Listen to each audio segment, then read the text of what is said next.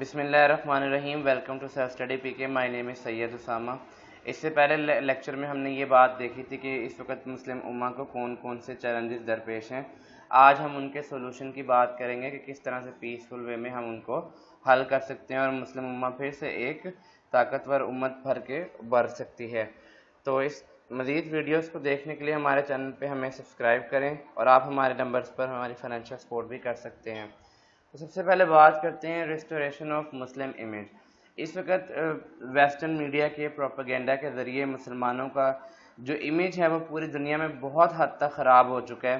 مطلب آپ اگر بات کریں کسی کے سامنے ویسٹ میں پاکستان کی یا کسی اور ملک کی تو وہ یہ سمجھتے ہیں کہ وہاں پہ ہر وقت آگ لگی ہوئی، وہاں پہ ٹیررسٹ پھرتے رہتے ہیں، وہاں پہ دھماکے ہوتے رہتے ہیں. تو سب سے پہلے یہ کہ ہمیں اپنے امن کو بحال کر کے اپنا ایک امیج بہتر بنانا پڑے گا. اب سب سے پہلے جب تک آپ امن نہیں کریٹ کریں گے پیس اور پراسپیرٹی ممکن نہیں ہے.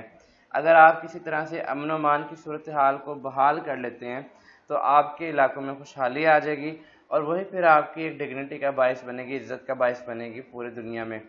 اگر آپ ان تین چیزوں کو کر لیتے ہیں تو اس سے آپ کی جو پولیٹیکل سٹیبلٹی بہتر ہوگی اور اکنامک پراسپیرٹی بھی آبویسلی یہ پھر لے کے آ سکتی ہے. تو سب سے پہلا جو کام ہم لوگوں نے کرنا ہے کہ ہم نے امن اور بھائی چارے کا پیغام عام کرنا ہے، صرف اسلامی ممالک میں نہیں بلکہ پوری دنیا میں. اس کے بعد ہماری جو ٹاپ پریورٹی ہونے چاہیے وہ ایجوکیشن ہونی چاہیے، کیونکہ ہم سب سے مسلم ممالک سب سے پیچھے رہ گئے ہیں. صرف ایک مسلم ممالک ہے جو کہ 25% اپنے بجٹ کا اپنی ایجوکیشن پہ سپینڈ کرتا ہے، مہاتیر محمد صاحب. اور آپ کو پتہ ہوگا کہ پاکستان میں اس کے کم بجٹ سپینڈ ہوتا ہے، آلموسٹ 2% سپینڈ ہوتا ہے. تو اگر آپ سوچ رہے ہیں کہ اگر ہم اپنے جی ڈی پی کا 2% سپینڈ کر رہے ہیں تو یہ کتنا مطلب ایجوکیشن کے کتنا نقصان دہ ہوگا. سب سے پہلی بات تو یہ کہ ہمیں اپنے maximum G D P spend کرنا پڑے گا اپنی ایجوکیشن پہ. ہم نے اپنے تعلیمی اداروں میں انوویشن کو سپورٹ دینی ہے کہ اسٹوڈنٹ صرف پرانی چیزوں کو رٹا نہ لگاتے رہیں اور امتحان نہ دیتے رہیں، بلکہ وہ کوئی اور جدید سائنس کی طرف آئیں، مطلب چیزوں میں انوویشن لائیں. ریسرچ اور ڈیولپمنٹ کی طرف ان کا ذہن ہونا چاہیے، نہ کہ وہ رٹا سسٹم پہ جو کہ پچھلے 100 سال سے لگائی جا رہے ہیں اس پہ چلتا رہے. اگر ہم یہ کام کرنے میں کامیاب ہو گئے تو اس سے یہ ہوگا کہ ہماری جو انڈسٹری ہے وہ ایجوکیشن کے ساتھ لنک ہو جائے گی، انڈسٹری میں امپرومنٹ آئے گی.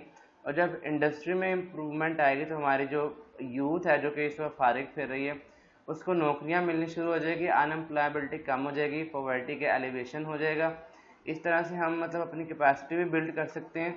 آپ مطلب ہر طرح کے تعلیمی ماحول میں آپ آگے بڑھ سکتے ہو سکتا ہے آپ سائنس میں ترقی کر جائیں، ہو سکتا ہے آپ سیاسیات میں ترقی کر جائیں، سوشیالوجی میں ترقی کر جائیں، مگر سب سے پہلے اس میں ہمیں انپٹ دینا پڑے گا، ادروائز یہ ہم اس کو امپروو نہیں کر سکتے. تو گراس روٹ لیول سے لے کے مطلب ہمارے جو نرسری پلے گروپس ہیں وہاں سے کیپیسٹی بلڈنگ شروع ہوتی ہے، بچے کا مائنڈ گرو کرنا شروع ہوتا ہے. وہاں سے لے کے یونیورسٹی لیول تک ہمیں مطلب تعلیمی معیار میں بہت ڈراسٹک چینجز لانا پڑیں گی. اور جو چیٹنگ کا ایک مطلب ہم نے اسٹینڈرڈ سیٹ کیا ہوا کہ ہم چیٹ کر کے پاس ہوتے ہیں، اس کو ختم کرنا پڑے گا. کیونکہ جو اسٹوڈنٹس ایجوکیشن میں پھر لیول پہ چیٹنگ کرتا ہے پھر وہ آگے پوری زندگی اسی طرح گزارتا ہے چیٹنگ کرتے کرتے. دوسری ہمیں بات یہ ریکگنائز کرنا پڑے گا کہ اگر ہم پاکستان کی مثال لے لیں تو جو وومنس ہیں وہ آلموسٹ 55 to 60% ہیں، مطلب مردوں سے 10% زیادہ ہیں آلموسٹ.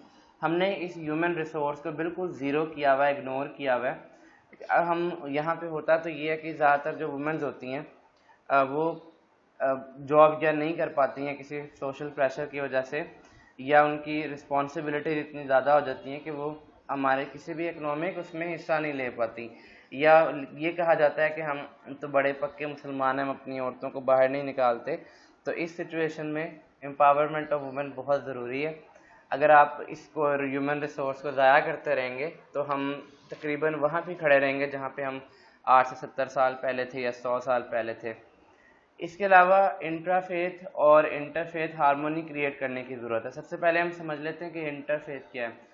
جو مسلمان ہیں اور بہت سارے فرقے بن چکے ہیں، سب سے پہلے آپ کو ان کو متحد کرنا ہے. جب تک آپ ان کو ایک ساتھ نہیں کرو گے، آپ کے اپنے اندر کوئی بھائی چارہ قائم نہیں ہوگا، تو میرا خیال ہے کہ آپ انٹرا فیتھ کی طرف نہیں جا سکتے.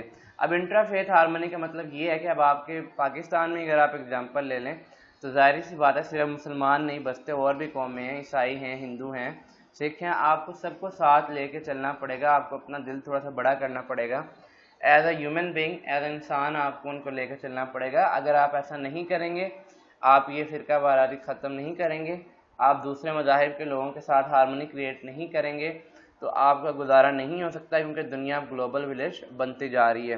نہ صرف ہمیں ان کے ساتھ ہارمونی کریٹ کرنی ہے، بلکہ ہم نے مائنورٹیز کو، جو دوسرے مذاہب کے لوگ ہیں، ان کو پروٹیکٹ بھی کرنا ہے۔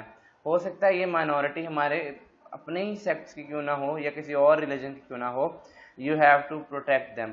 ادروائز اگر آپ ہر ایک کے اوپر قتل کا فتویٰ لگا کے قتل کرتے رہیں گے تو زمین میں فساد برپا رہے گا، اور جب تک پیس قائم نہیں ہوتا آپ آگے ترقی نہیں کر سکتے۔ اس کے علاوہ جیسا کہ میں نے آپ کو بتایا کہ یہ دنیا گلوبل ولیج بن چکی ہے، تو آپ یہ نہیں کہہ سکتے کہ ہم سب سے الگ ہو کے رہنا چاہتے ہیں۔ اگر آپ یہاں پہ اگزامپل لیں نارتھ کوریا، ایران کی، تو ان کو تو آئسولیٹ کیا گیا، وہ خود سے نہیں ہوئے۔ البتہ اگر کوئی خود سے آئسولیٹ ہوگا تو وہ بھی پیچھے رہ جائے گا، بیکاز ڈیولپمنٹ جتنی بھی اس دنیا میں ہو رہی ہے ساری کی ساری ایک جگہ پہ آپ اکٹھی نہیں کر سکتے، آپ کو کچھ لینا دینا لازمی پڑتا ہے۔ پھر ہم بات کرتے ہیں کہ ہماری جو کانسیپٹ ہونا چاہیے اسلام کا، وہ ایک ڈائنامک ہونا چاہیے، کیونکہ آپ کو پتہ ہے کہ وقت کے ساتھ ساتھ حالات چینج ہو رہے ہیں، تو ہمیں اپنا تھوڑا سا جو آئیڈیا ہے، تھوڑا سا رہنے سہنے کا طریقہ، ہمیں اسلام پہ عمل کرنے کا طریقہ وقت کے مطابق تھوڑا سا چینج کرنا چاہیے۔ اس کا مطلب یہ نہیں ہے کہ آپ نماز کا طریقہ بدل دیں، روزے کا طریقہ بدل دیں، حج کا طریقہ بدل دیں۔ اس کا مطلب یہ ہے کہ جو دور حاضر میں چینج آ رہا ہے اس کے مطابق اس کو کسی طرح سے ایبزارب کیا جا سکے۔ مطلب آپ بالکل کٹر ہو کے نہیں رہ سکتے۔ جیسے کہ میں آپ کو اگزامپل دیتا ہوں کہ ایک وقت ہوتا تھا جب عورت کی آواز کا بھی پردہ سمجھا جاتا تھا، تو اب میرا خیال ہے کہ آپ کو اس ایگزامپل سے سمجھ آ چکی ہوگی کہ وقت چینج ہو گیا، چیزیں چینج ہو رہی ہیں، ہمیں اپنے آپ کو تھوڑا سا لچک کا مظاہرہ کرنا پڑے گا۔ اب بات یہ ہے کہ مختلف اسلامی ممالک ہیں، اور میں نے آپ کو بتایا تھا کہ ہمارے پاس جو اس وقت مسلم اسٹیٹس کی تعداد ہے وہ 57 ہے آؤٹ آف 193، لیکن ان میں کوئی کوآپریشن نہیں ہے۔ تو آرگنائزیشن آف اسلامک کوآپریشن جو کہ بنائی گئی تھی اسی پرپس کے لیے، اس کو آپ نے ڈیٹیل سے اسٹڈی کرنا ہے، اس کو ہمیں پراپر طور پہ یوز کرنا چاہیے، نہ صرف سوشلی بلکہ ملٹری لیول پہ بھی، اکنامک لیول پہ بھی، ہر لیول پہ ہمیں او آئی سی کا پراپر استعمال کرنا چاہیے۔ مطلب او آئی سی کو ایک بحیثیت ایک لیڈر کے طور پہ تمام مسلم ممالک کے کام کرنا چاہیے، نہ کہ وہ صرف ایک اگریسو برانچ کے طور پہ کام کرے، کچھ آرگنائزیشن مسلم ممالک کو اوپر اٹھا دے اور کچھ کو بالکل ہی پریس کر دے۔ مطلب یہ کسی کی جاگیر نہیں ہونی چاہیے، چند ہاتھوں تک اس کو آپ منحصر نہ کریں، اس میں تمام اسلامی ممالک کی ریپریزنٹیشن بالکل برابر لیول پہ ہونے چاہیے۔ مسلم تھنک ٹینکس بنائے جانے چاہیے جو کہ کریٹیکلی ان پرابلمس کے بارے میں سوچیں یا انالیسس کریں جو کہ اس وقت مسلم امہ فیس کر رہی ہے۔ ایک ونگ ہونا چاہیے، ایک ایجوکیشنل ونگ ہونا چاہیے، ایک میڈیا ونگ ہونا چاہیے، مطلب ہر طرح کے سوشل، پولیٹیکل اور اکنامک لیول پہ ایک ریسرچ ونگ ہونا چاہیے جو کہ مسلمانوں کو درپیش چیلنجز کو بارے میں کوئی رپورٹ شائع کرے یا کوئی بتائے کہ آپ اس طرح سے اس چیز کو اس طرح سے فالو کر لیں، تاکہ مسلمان ابھی جس مشکل حالات میں پھنسے ہوئے ہیں ان سے باہر نکلیں۔ لیڈرشپ ہونی چاہیے، رولرشپ نہیں ہونی چاہیے۔ ڈیموکریسی ویسٹ والی نہ ہو بلکہ ڈیموکریسی ایک اسلامک لیول کی ڈیموکریسی ہو جس میں تمام لوگوں کو بغیر پارٹی سسٹم کے ایکول رائٹس ہوں، ہیومن رائٹس ان کے ہیومن رائٹس کو پروٹیکٹ کیا جا سکے، کسی کو نیچا نہ دکھایا جائے، اور جس طرح سے جو اسلام میں ہے کہ اجتہاد اور اجماع کے ذریعے سے نئے آنے والے چیلنجز کا سامنا کیا جائے۔ تو اسٹوڈنٹس یہ تھا ایک چھوٹا سا سولوشن انٹروڈکشن کہ آپ کیسے لکھ سکتے ہیں۔ اوبیسلی میں ان لیکچرز میں 100% تو کوئی چیز بھی کمپلیٹ نہیں کر سکتا، البتہ یہ لیکچرز ان لوگوں کے لیے کافی فائدہ مند ہے، ایک انیشیل سٹیپ ہے جو کہ کسی اکیڈمی میں نہیں جا سکتے۔ مزید اس ٹاپک کو پڑھنے کے لیے پروفیسر خورشید صاحب کے چیلنجز ٹو اسلامک ورلڈ والے آرٹیکل کو آپ گوگل پہ سرچ کر سکتے ہیں، اس کو پڑھ سکتے ہیں۔ اس کے علاوہ آپ نے ایک اور کام کرنا ہے، آپ نے دیکھنا ہے کہ لبرلائزیشن، ماڈرنائزیشن، گلوبلائزیشن، سیکولرائزیشن اور ڈیموکریسی کس طرح سے اسلامی پولیٹیکل سسٹم کے لیے یا اسلامی اکنامک سسٹم کے لیے ایک چیلنج ہے۔ تو آپ نے ان کے اوپر ویسے بھی آپ کو پتہ ہونا چاہیے ان سارے ٹرمز کا، اور آپ نے ان کے اوپر ایک نوٹ بھی لکھنا ہے کہ یہ چیلنجز درپیش ہیں اور ان کو اس طرح ہم حل کر سکتے ہیں۔ تو یہ آپ کے لیے کرنٹ افیئرس کے لیے بھی ایک اچھا کافی ہو جائے گا اور ہو سکتا ہے ایسے کوشچن بھی آپ کو پیپر میں آ جائے. So dear students, thank you very much for watching this lecture. Please do not forget to like and share this video and subscribe my channel for more videos.